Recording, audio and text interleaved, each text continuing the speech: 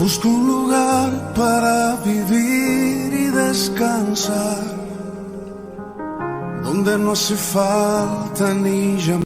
El mensaje de hoy se titula El poder de la reconciliación.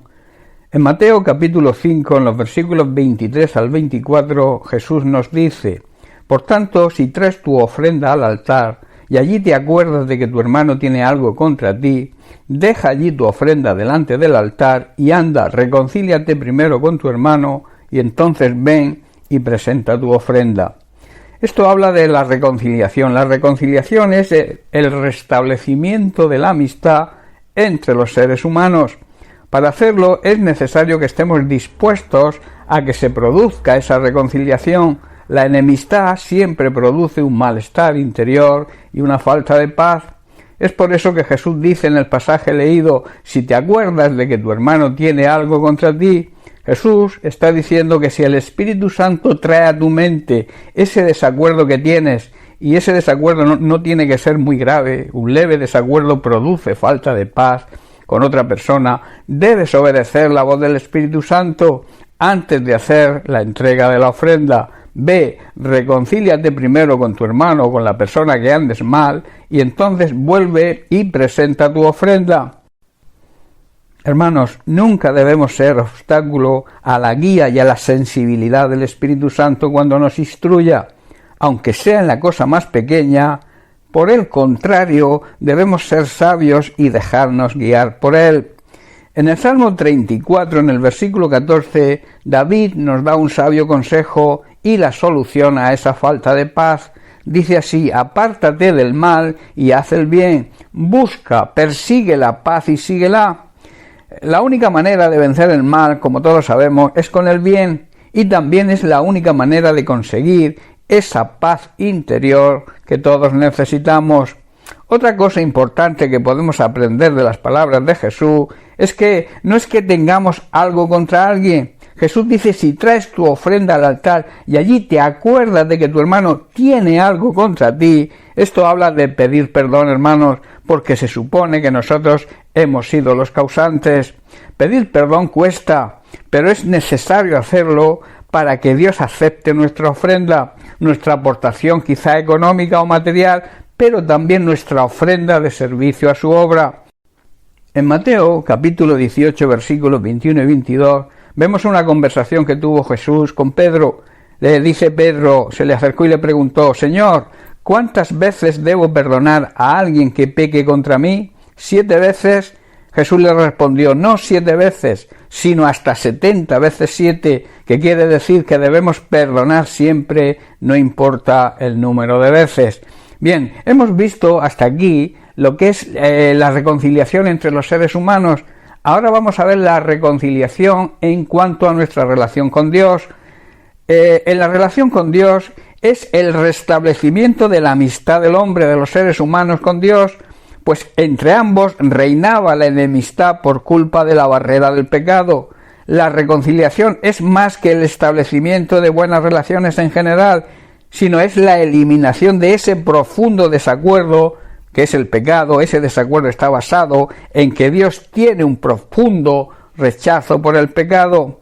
El hombre, el ser humano, por su pecado, se encontraba alejado de Dios, pero es la persona de su Hijo Jesucristo. En ella Dios mismo ofreció el camino hacia la reconciliación.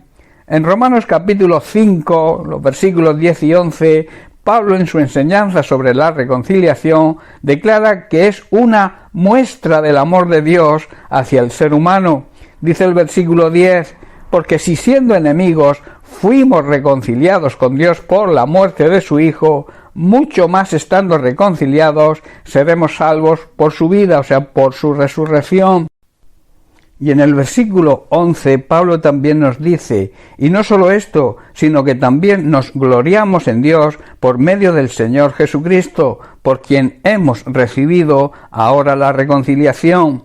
Y en 2 de Corintios capítulo 5 leemos los versículos 17 y 18, donde Pablo declara: de modo que si alguno está en Cristo, si alguno vive de acuerdo a las enseñanzas y obedeciendo a Cristo, nueva criatura es.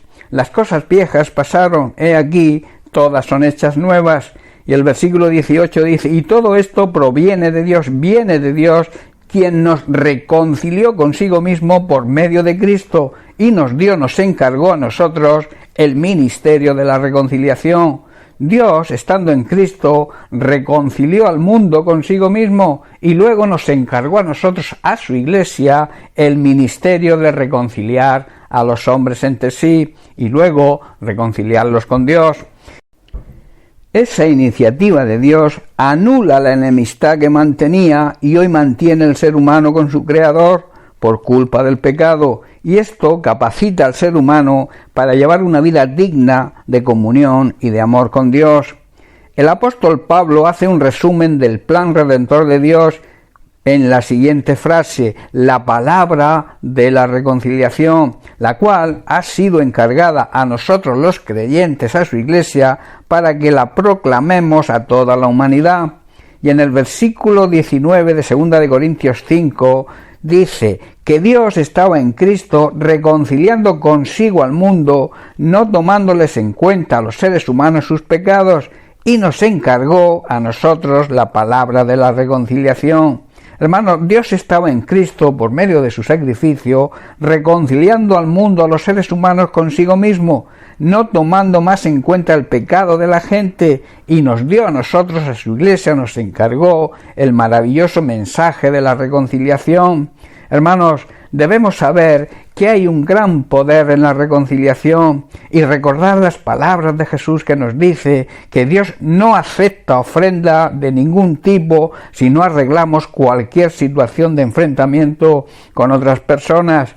También que debemos estar reconciliados con Dios mediante nuestro arrepentimiento y apartados del pecado. Y por último, debemos obedecer llevando su encargo de reconciliación para que los seres humanos se reconcilien entre ellos y también se reconcilien con Dios. Bien, hermanos, pues hasta aquí el mensaje de hoy. Bendiciones para todos, un abrazo.